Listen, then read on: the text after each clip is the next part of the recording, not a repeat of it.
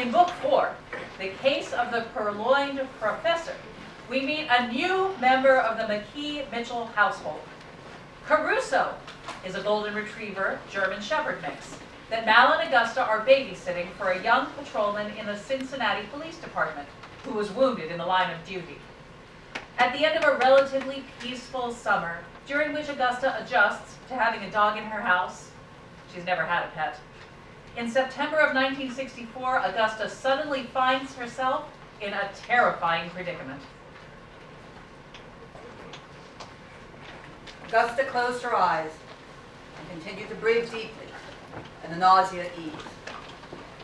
She carefully leaned up on one elbow and tried again to peer into the darkness.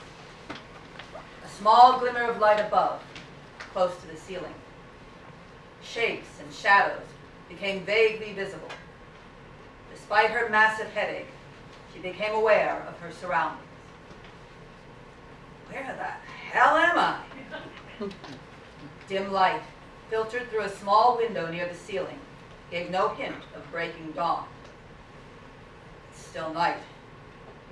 Augusta brought her wrist close to her eyes, barely able to make out the hands on her watch. 12:45. She had been at the meeting with her production staff at Cliffside College. The meeting had broken up late, close to 11, and she'd stayed behind to organize her notes before leaving the administration building, where her voice studio was located. She stood warily, testing her legs, and found after a shaky start they worked. Touching her head, she felt nothing sticky, no blood, no tender spots. I wasn't hit on the head, apparently. She patted herself down and discovered no injuries, aside from what felt like bruises on her upper arms. I must have tried to fight. Wait. Tracing her fingernails with her thumb, she found ragged edges on 2 of them. Good.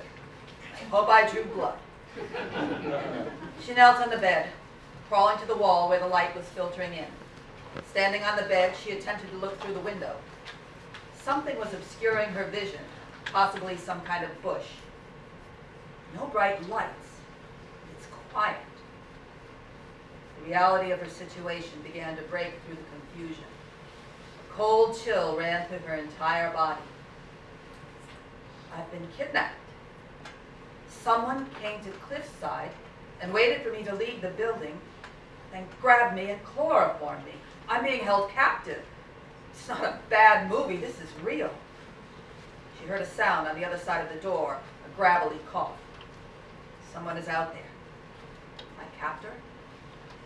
Augusta swallowed hard as she fought back hysteria.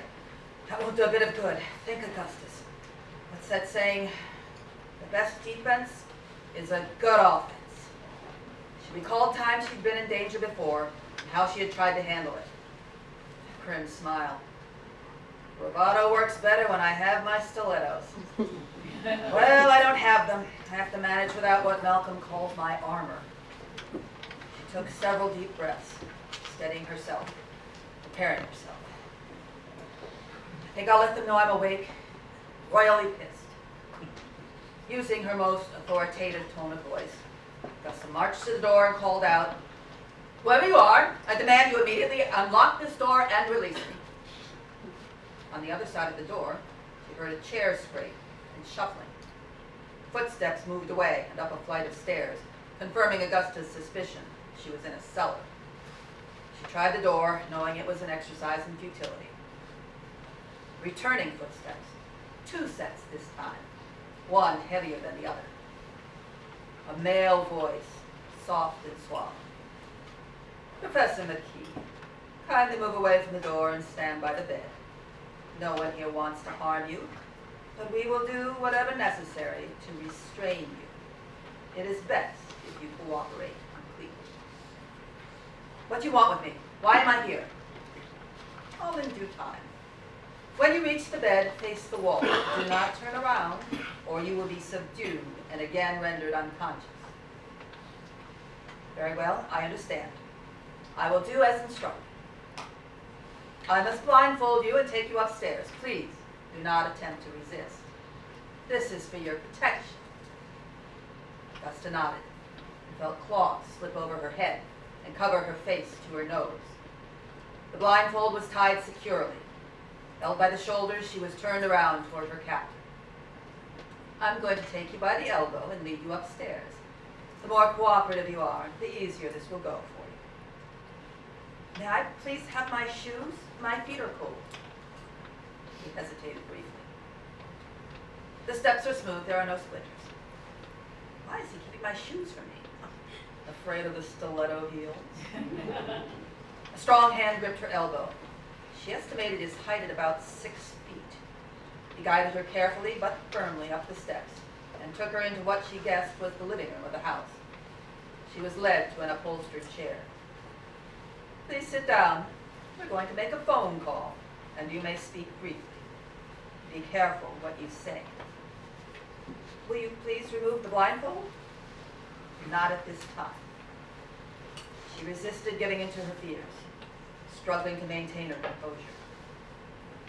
How in the world did I get here?